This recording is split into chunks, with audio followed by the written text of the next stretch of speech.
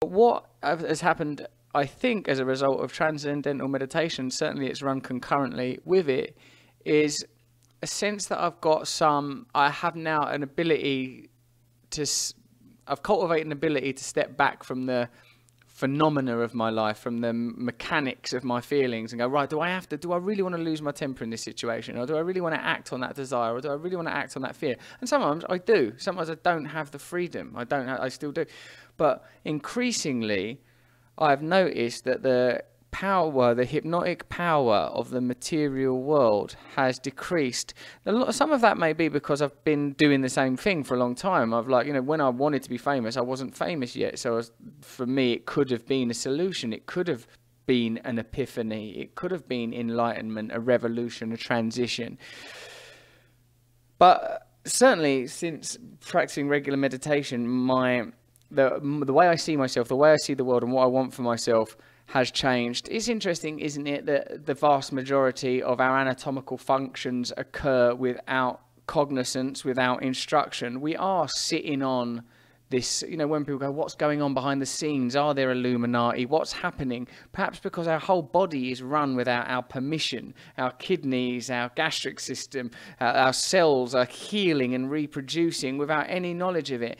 So there are obviously different forms of consciousness. There are different forms of being, even within myself or anyone as an individual. Meditation, I think, has given me a new aspect, a new facet through which to access that. So I always have to be mindful of pointing out that it's not like, oh yeah, I used to be like a crazy drug addict and a womanizer, and now I'm just basically sat around with a blanket wrapped around me looking at a cool, calm lake and thinking George Harrison lyrics. I'm not. I'm still I have it in me. I've got desire in me. I've got fear in me. I've got lust. I'm full of human flesh-based stuff. But what's happened is a neglected aspect of me has been awoken and cultivated through this meditative practice. Completed, I began thinking the mantra. The mantra vied with Palin and my jaw for mental supremacy. I stay relaxed and detached. I don't get aggressive about asserting the mantra. The temptation is to feel aggrieved that your own mind won't do your bidding, like Dr. Strangelove's hand saluting a disintegrated Reich of previous contemplation. The point is, though, the object of focus is not relevant. If I become attached to the idea of a perfect inward incantation, that is an egoic act. The aesthetics of thought activity are unimportant. In my experience, the mystical qualities of the mantra, by which I mean that which is not known, are secondary to the hypnotic effect of repetition. To me, it seems that eventually the busy, chattering monkey mind eventually accepts that all that is happening is the repetition of a word and just sort of fucks off to sleep. The Maharishi, and perhaps his version warrants more credence, given it was he that brought this technique to the West, described it thusly. If the mantra is the word rose, every time the word rose is repeated, the conscious mind, in anticipation of the coming repetition, moves closer to the unconscious source of thought which generates all mental phenomena. With each repetition, deeper goes the awareness that hears it in preemptive increments until eventually that awareness is submerged within the source and thus unified. The Maharishi's description is probably more scientific and prettier. Go with whatever you want. The great American comedian Jerry Seinfeld, who has practiced TM for over 30 years, puts it into typically succinct terms. It's like plugging your phone into a charger twice a day for 20 minutes. These two 20-minute interludes, one in the morning, one in the evening, also serve to remind me that there is more to life than what I'm doing and thinking, what I fear and desire, what I think of other people and what they think of me. During those times, I experience something beyond those concerns, and it's a great relief. My friend Meredith, who is archetypically a wise woman, who if we were in a fairy tale would meet in a wood, said to me, "Enlightenment is already present. How could it be otherwise?" Meaning that the state of enlightenment, union, Christ consciousness or whatever must be present already in the mind, or at least the capacity for it. It's not manufactured or engineered. It is by relinquishing other stimuli or factors that this state can emerge. "The kingdom of heaven is within," said Jesus, perhaps in reference to the euphoric relief from earthly burden achieved through alignment with a pre-existing but unutilized frequency of consciousness that carries you to the bliss that exists beyond self. I experience that bliss when I meditate. It feels simultaneously relaxing and empowering.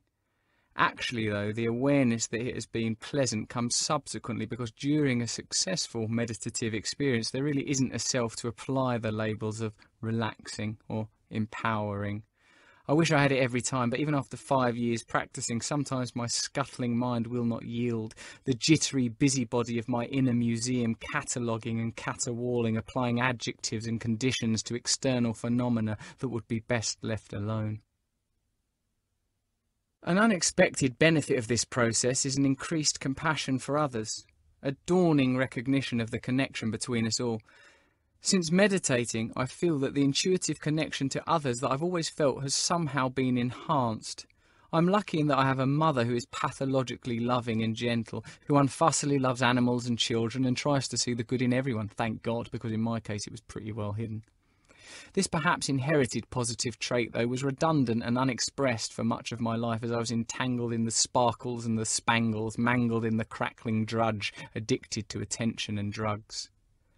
Since I've been clean and have increasingly made spiritual pursuits my priority, these neglected traits have become more and more definite. Don't get me wrong, erring is for me a daily occurrence. Each evening when I reflect on the day's events, like a match of the day highlight show which is just about the stuff I've done, there's usually 1 or 2 clips where I wince at my selfishness or missed opportunities to move closer to the source.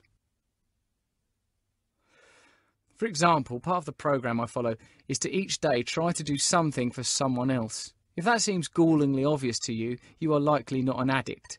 I can quite easily, if not guided by higher intention, spend the whole day just pursuing things for myself.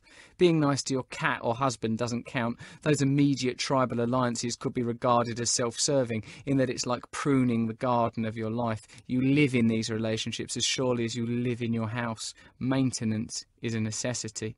I mean general kindness to others in the spirit of service. This can include, for someone in my position, aiding, advising and supporting other recovering drug addicts and alcoholics, taking time to help them with their frankly incessant problems and quandaries, knowing that some other poor recovering drunk will have to listen to mine.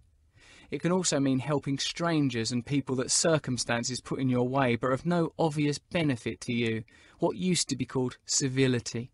Carrying bags, opening doors, giving up seats, putting others before yourself.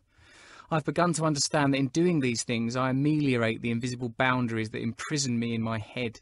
If I prioritise the needs of others, even in small ways above my own needs, the illusion of my material individual self being supreme subtly begins to break down.